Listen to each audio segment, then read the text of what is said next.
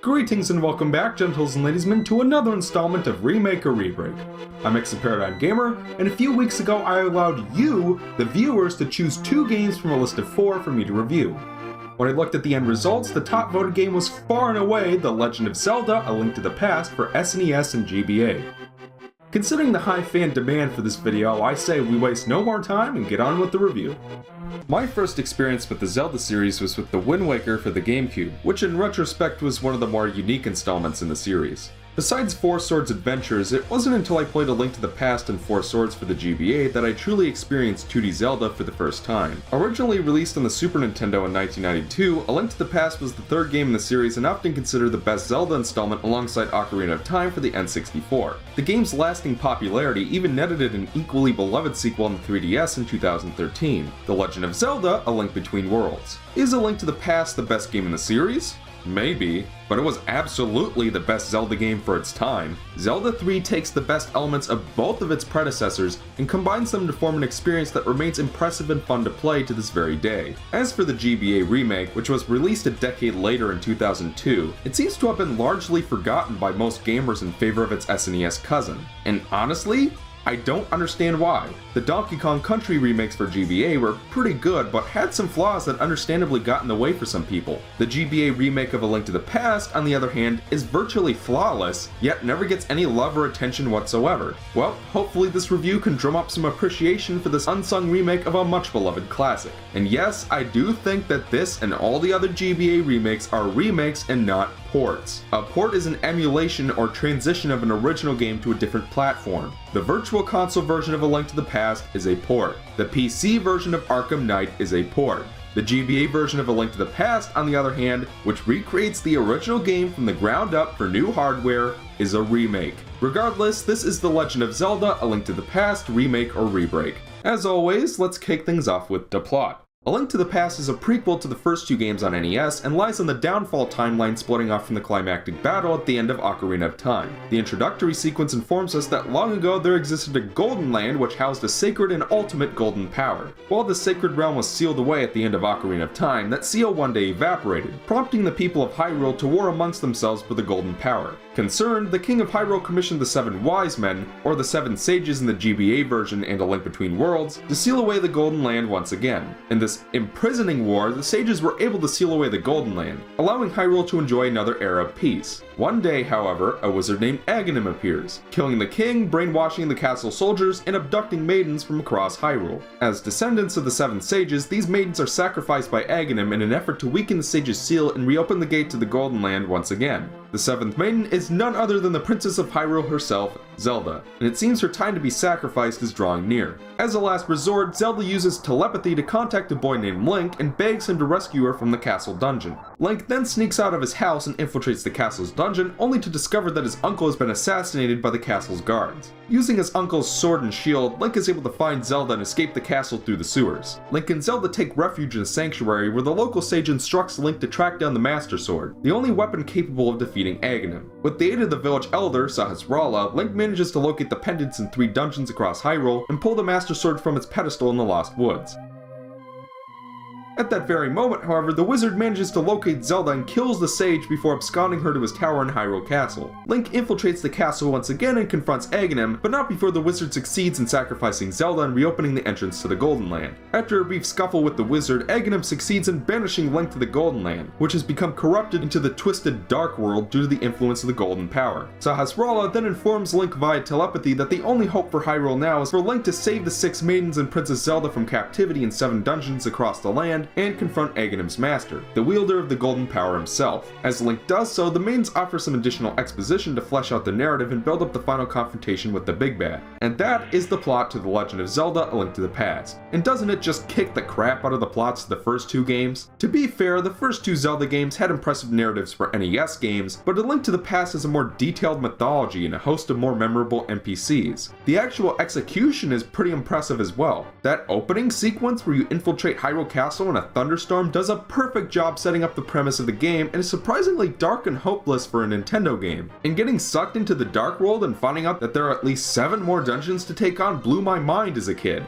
And not to spoil the ending, but that's pretty damn good as well. The The way the game uses music to set the tone and complement the narrative is also very ahead of its time. Listen to the Sanctuary theme if you'd like to know what I mean. Perhaps A Link to the Past plot isn't exactly that amazing compared to some of the plots in games today, but I'd argue that for a Super Nintendo game, it's pretty damn good. Let's get into dem aesthetics. A Link to the Past, despite its 1992 release, remains a pretty good-looking Super Nintendo game even when compared to games released later in the system's lifespan. The game reintroduces the top-down perspective of the first Zelda game, but with much more detailed backgrounds and sprites than either of the NES games. In terms of art direction, it's cartoony, it's bright, and it's colorful. All of the character designs are appealing, though I have always wondered why Link has pink hair despite being a blonde in the promotional artwork.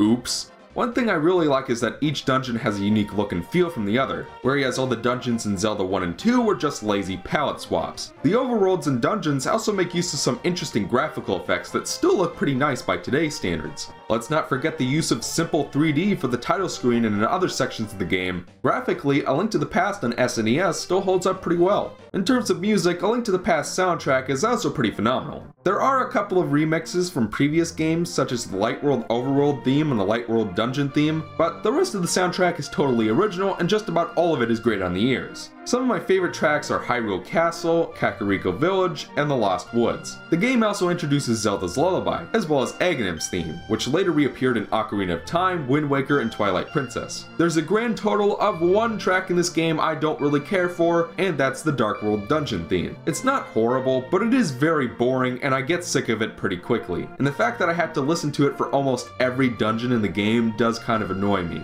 A Link to the Past soundtrack isn't what I call the best in the series, but it is pretty solid nonetheless. So how does the GBA version compare? Honestly, there's not much to say. It looks and sounds almost exactly like the original. Notice the inclusion of the word almost to that sentence. After all, there are important hardware differences between the SNES and GBA that prevent an exact recreation from being possible. That being said, the GBA remake of A Link to the Past is very loyal to the SNES original when it comes to graphics and sound, to the point where I'd consider them roughly equal. The GBA version features all the same sprites, backgrounds, and graphical effects as the SNES original, including the occasional use of 3D models. In case you disagree and think the GBA version doesn't compare, bear in mind that I recorded the SNES version through my Wii U in 1080p through an HDMI cable, whereas I recorded the GBA version off of the Game Boy Player in 480i through an S-Video cable. So whatever differences in graphical quality you may be observing is due to the different hardware I use to record the games, not the games themselves. The GBA soundtrack is in a similar position as Super Mario Advance 2 and 3. Unlike the Donkey Kong remakes, it tries to approximate the SNES sound as closely as it can, and I think it does a pretty good job. It's not an exact copy, and I'm sure there are a bunch of SNES Master Race people who think it sounds awful because of a few minor differences here and there, but I assure the rest of you that it's pretty loyal when it comes to music. The sound effects, on the other hand, can sound pretty different. 90% of them are loyal to the original game, but a handful have been reformatted to suit the different sound hardware. If you've grown up with the remake, as I have, then you probably won't mind the difference, but some Super Nintendo fans may be alienated. The one main thing some people like to complain about in this regard is the addition of voice clips for Link. Whenever he gets hurt or slashes at enemies, Link will let out cries and grunts ripped straight from young Link in Ocarina of Time. Some people seem to think that this is an awful addition that ruins the remake, but I honestly think it's a huge nitpick. Link has made grunts and cries in every main series Zelda game since Ocarina of Time, and nobody has ever complained about it in any of those games. If the SNES version of A Link to the Past had voice clips as well, I guarantee you that nobody would have cared. In sum, I'd argue that the GBA version is just as solid as the SNES original when it comes to graphics and sound. That brings us to DAC gameplay, which is where A Link to the Past truly shines. In general, it's a lot like the original game on NES. You play as Link from a top-down perspective, navigating a large overworld filled with dungeons sporting plot MacGuffins. Link's main method of defense is his sword, which now swings in a nice arc instead of stabbing straight ahead, making it much simpler to defeat enemies and bosses. Another improvement to Link's control over Zelda 1 is that he may now move diagonally instead of being locked to a grid. Now, I can keep up with enemies and dodge obstacles much easier than I could before. Needless to say, Link's control in A Link to the Past is pretty good. In addition to Link's sword, he'll also have to make use of a plethora plethora of weapons and other items, such as the returning bow and arrows, bombs, boomerang, and lantern. These items can be found lying around the overworld, or as a reward for finding the big key in a dungeon. Some of my favorite additions here include the hookshot, the magic cape, and the cane of Samaria. For the 2 playthroughs I did for this review, I also found myself really loving the Bombos medallion, which acts as a screen nuke at the cost of some magic. It's great for when you want to clear a room filled with annoying enemies that you don't want to have to fight, and I really wish that future games would have brought back this and the other medallions in the same way. I also love the Pegasus boots, which bring ease to any backtracking. Bottom line, there's a great selection of items and they bring a lot to Zelda 3's gameplay. Another area where A Link to the Past improves upon the first 2 games is in overall progression. The Legend of Zelda was a gaming breakthrough of fantastical proportions, and perhaps single-handedly responsible for the creation of the adventure genre. And while I may entertain some fondness for the game today, I find that it's aged about as well as a 29-year-old glass of milk. Fans of the game will argue that it's the best in the series for being extremely open-ended and non-linear. As for me, I think it's too open-ended, to the point where you can't possibly beat it without a guide of some kind. I sure as hell needed one. There were some in-game hints, but they were all in really bad English that often left you more confused than ever. Zelda 2 was a little better for introducing NPCs that gave better hints, but the game was still about as god-dang it as the first in many instances. A Link to the Past, on the other hand, streamlined things tremendously and becomes a much better experience for it. First of all, the game's greater focus on story makes it much clearer to the player where to go and what to do. Second, the map system is a significant improvement over Zelda 1's, sporting a full Mode 7 illustration of the overworld complete with markings for your next objective. The same thing goes for dungeon maps, which actually show you how rooms connect. Third, just in case you ever find yourself confused about how to progress in a dungeon or defeat a certain boss or enemy, there are telepathic tiles you can find that will allow Sahasrara or Zelda to give you hints that are actually useful. Fourth, A Link to the Past is just generally a much better designed game, to the point where it's just a lot easier to figure out what to do. If you ever have to bomb a wall, for example, the walls will generally feature a crack that will give you the idea to bomb it, whereas Zelda 1 just expected you to know. Because of all these improvements, progression in A Link to the Past is a hell of a lot more enjoyable than it ever was in the first 2 games. But at the same time, A Link to the Past still retains a heavy exploration factor that I dare say rivals the NES original. While the Dark World map tells you which dungeons to go to and in what order you'll need to play them to finish the game, everything else in the overworld is open for you to explore, provided you have the necessary items. And it's worth your time to do this because it's how you're going to be finding certain required items, as well as rupees to pay for things that you'll need to progress. I also introduced in A Link to the Past are pieces of heart, which form new heart containers for every 4 pieces found, in magic bottles, which allow you to store recovery items for emergencies. As a kid, I spent hours searching every nook and cranny of the Light and Dark worlds, trying to find every heart piece and bottle,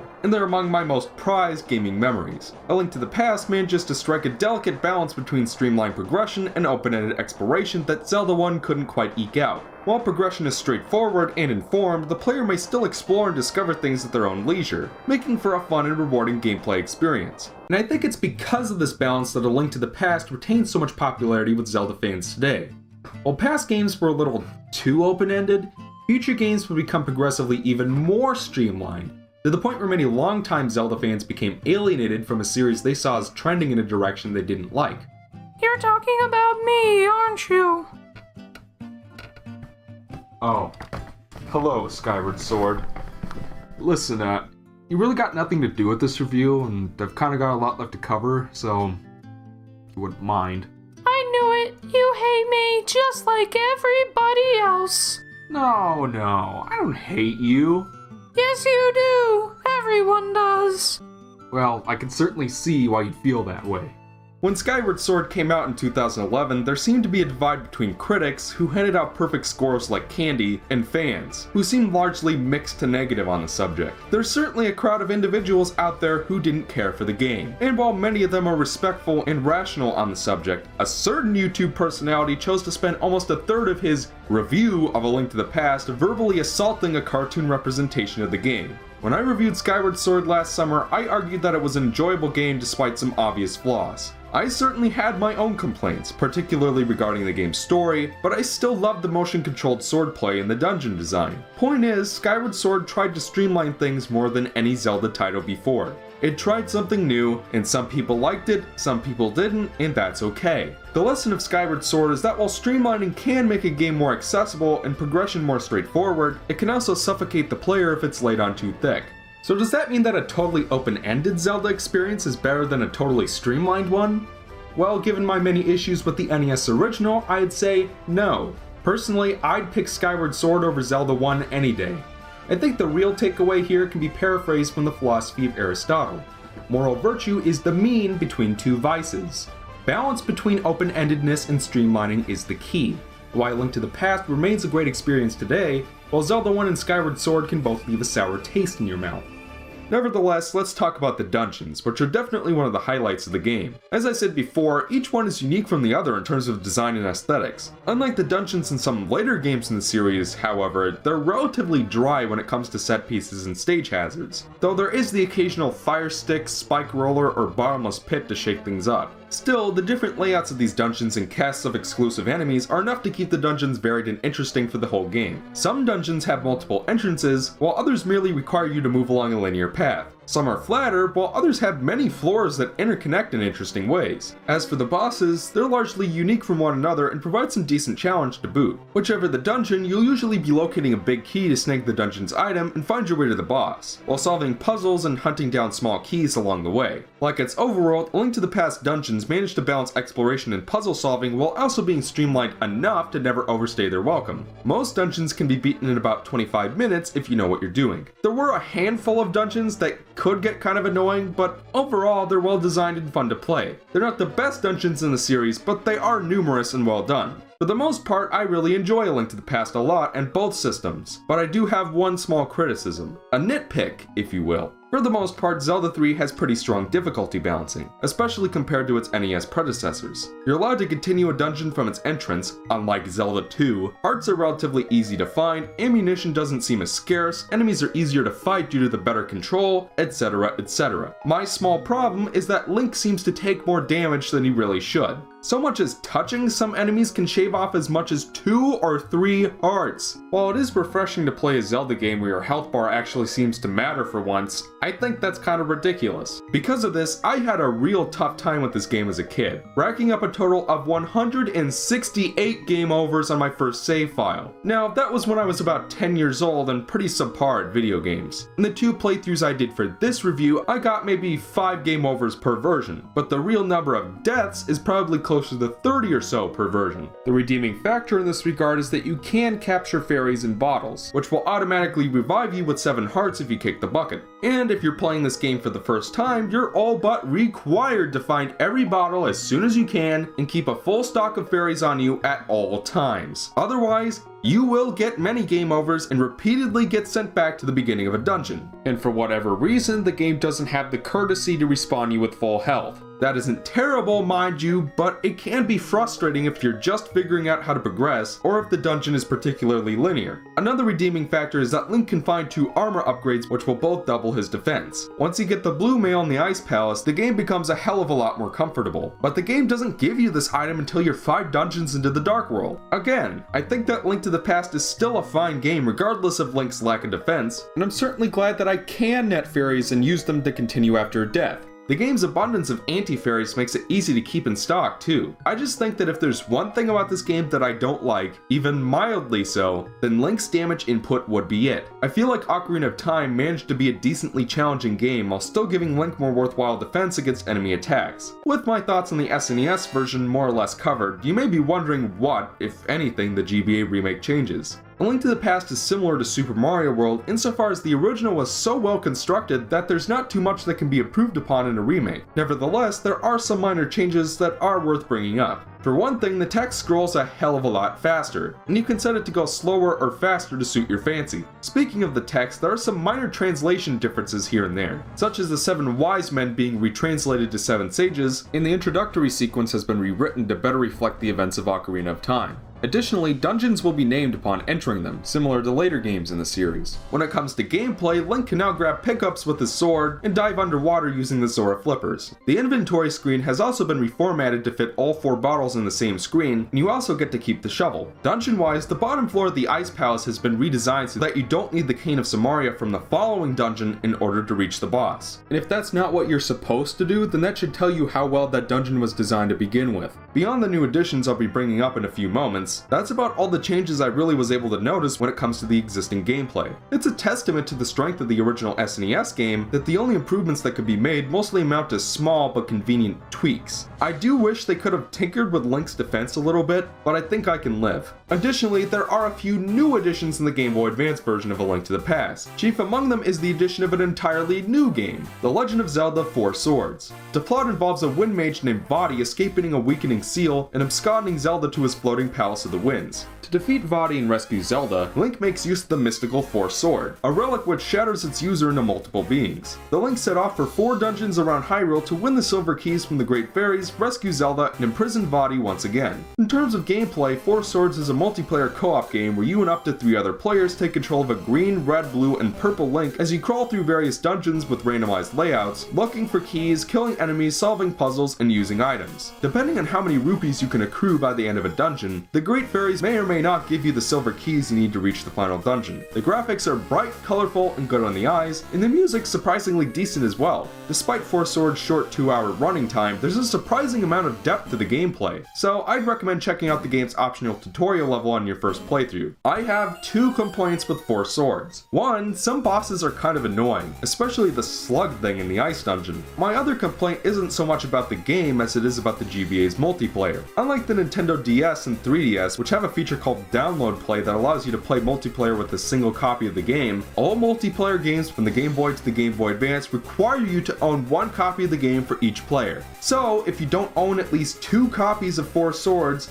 then you can't play it. The DSi version of Four Swords does support single player, but that version has since been taken off eShop. Additionally, some of the new features of Link to the Past GBA are blocked off if you don't play the Four Swords mode. One of them involves this new NPC in the Lumberjack's house, who will let you play a trivia game for a new sword technique if you can win a certain number of Triforce medals. I don't happen to be lucky enough to own 2 copies of the game, and that's a shame even barring the unlockable extras, because Four Swords is a fun multiplayer Zelda game, and something I recommend every Zelda fan check out for themselves. Even if you've already played Four Swords Adventures, I assure you that the original game is more than different enough to be worth playing. The good news is that it is possible to play the game via emulator, which is how I recorded footage for this review. And frankly, since the DSi version is gone and the GBA carts are kind of expensive, that's kind of the only choice people really have. Four Swords is fun, but it's not worth the price of 2 carts. With that out of the way, let's jump into the spoiler section and talk about the last addition to the remake.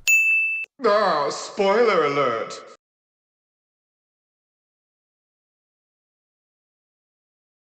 With luck, Link is able to rescue all 7 maidens from their prisons in the Dark World. As he rescues them, he is informed of events that took place before the Imprisoning War. A Gerudo thief king named Ganondorf was the first one to reach the Golden Power in the Golden Land, which was none other than the ultimate plot MacGuffin of the Zelda series, the Triforce. This magical artifact has the power to grant any wish for its owner, with Ganondorf using its power to transform into Ganon, the evil king of darkness. However, after the Imprisoning War, Ganon was sealed into the Golden Land, which was warped into the Dark World due to his possession of the Triforce. Anxious to get out of the Dark World and take over the cosmos, Ganon sent his alter ego, Aghanim, to the Light World to destroy the seal of the 7 sages. Before the seal can open all the way, however, Link combines his power with that of the 7 maidens to open the entrance to Ganon's tower. After climbing his way through a tedious dungeon that lasts just a little too long for my tastes, Link is ambushed by Aghanim, who quickly kicks the bucket after a short game of Dead Man's Volley. Ganon rises from Aghanim's corpse and crashes into the Dark World Pyramid, with Link giving chase. Link then faces off with Ganon in a final battle for good and evil, one that I'm amazed I never beat as a kid. Seriously, it's really not that hard if you come prepared with fairies and a blue potion. After finishing off Ganon with the silver arrows from the first game, Link opens the pathway to the Triforce. Link then claims the golden power for himself and makes a wish of his own, and what follows is one of my all-time favorite video game endings. The King of Hyrule is revived, along with the Sanctuary Sage and your murdered uncle. The musical track that plays in the background is also one of my favorite tracks in the game. After watching what has happened to all the game's characters following Ganon's defeat, Link returns the Master Sword to the Lost Woods, where it shall sleep again. Forever! Or at least until A Link Between Worlds. This ending manages to satisfactorily wrap up all the plot threads while also being strangely touching for a video game of its time. If you're playing the Super Nintendo version, then this is where the game ends. If you're playing the GBA version, you've still got an optional dungeon to tackle, the Palace of the Four Sword. If you can manage to defeat Ganon in A Link to the Past, and Vaati in Four Swords, then you can enter this hole in the side of the Dark World Pyramid to access the dungeon. But as you guys all know, I only own 1 copy of this game, so this asshat is blocking the way in. All I can say is thank Hylia for Action Replay. Believe it or not, it works with the Game Boy player, and there is a cheat code that lets you phase past the guard and play the dungeon. Honestly, I think a more fitting name for this place is the Palace of the Four Kaizo, because holy shit is this dungeon hard. Your goal is to collect the different colored four swords from different corners of the dungeon and use them to enter the inner sanctum. Problem is that each of the swords lie at the end of an obstacle course in a rematch with 4 of the game's bosses, and each of them have become much harder than their original encounters. Argus, for example, is now covered with electric berries that take more hits and can shock you if you're not careful. If you're going to play this dungeon, make sure you bring at least 3 fairies and a red potion, because you're going to need them. If you can reach the inner sanctum, Link will square off against the 4 swords links one by one, who become progressively harder as you advance. While the Palace of the Four Kaizo is very challenging, it's also kind of fun, and a neat reward for playing both of the game's modes. Defeating all the 4 swords links will unlock an extra ending of the game, which lets you see what happened to all the Dark World inhabitants after Ganon's defeat. It's nothing special, but still at least something. So, remake or rebreak. What's the verdict? The GBA version of The Legend of Zelda: A Link to the Past is a solid remake in my book. Everything you loved about the original has been faithfully recreated from the ground up, along with some small but convenient tweaks to make the experience that much better. On top of that, the GBA version adds a short but fun multiplayer game, a brand new dungeon, and a brand new side quest. While Goal Games of a remake score, A Link to the Past on GBA isn't necessarily worth owning if you already own the original, but it is a great recreation with some minor improvements and new additions. It's a competent version to own and one of the most solid remakes to ever grace the Game Boy Advance. With some of the remakes I reviewed, I can see why fans of the original may be alienated, even though I personally found them solid. But with this game, I can't say I understand why people hate it so much. But hey, a crowd of people didn't even seem to like Majora's Mask 3D, which was another great Zelda remake, so maybe some Zelda fans are just averse to remakes in general. A Link to the Past in GBA is a great remake and my preferred version for replaying this adventure game classic. And that transitions me to my final thoughts on A Link to the Past as a game on its own. It's a fantastic Zelda game and definitely one of the best games on the Super Nintendo. The graphics are great, the music's great, the overworld is streamlined and explorative at the same time, and the dungeons are well designed and never overstay their welcome. Cap that off with an impressive story for its time and some fun boss battles, and you've got a true classic on your hands. Sure, I may dislike the damage output of enemies in the middle section of the game, but that doesn't come close to hampering my enjoyment of A Link to the Past as a whole. Is it the best Zelda game ever made? Well, not in my personal opinion. Zelda is a franchise that's best off in 3D, for reasons I hope to elaborate on one day. Maybe I'll have to look at a certain pair of 3DS remakes someday when I can actually record them. I will say, however, that A Link to the Past is definitely the best 2D Zelda game, besides maybe Minish Cap, but I'd have to play it again to decide for sure. The NES games certainly don't hold a candle, and the Game Boy Color games are some of the most annoying games in the entire series. Do Phantom Hourglass, Spirit Tracks, and A Link Between Worlds count as 2D Zelda games? I'd say so, but I don't know how other people feel on the subject. The point is that Zelda 3 is a fantastic game and one that I'd recommend to fans of the series and gamers in general. The eShop version is probably your best bet for its easy accessibility and affordable price. Well, I think we're pretty much done here. Join me next time when I review the second pick on the Strawpoll. You all know what it is, so I'll see you guys then. Until next time, I'm ExoParadigmGamer, and I hope you all enjoyed the review.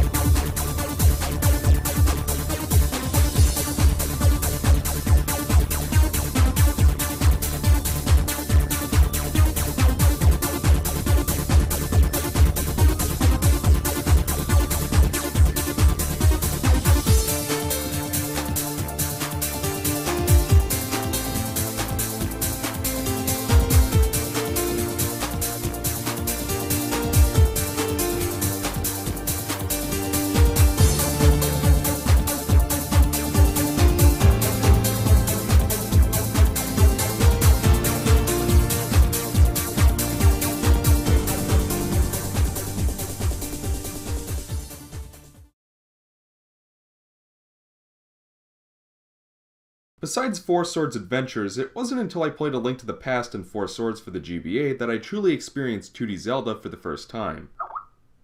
Not now, Haydox.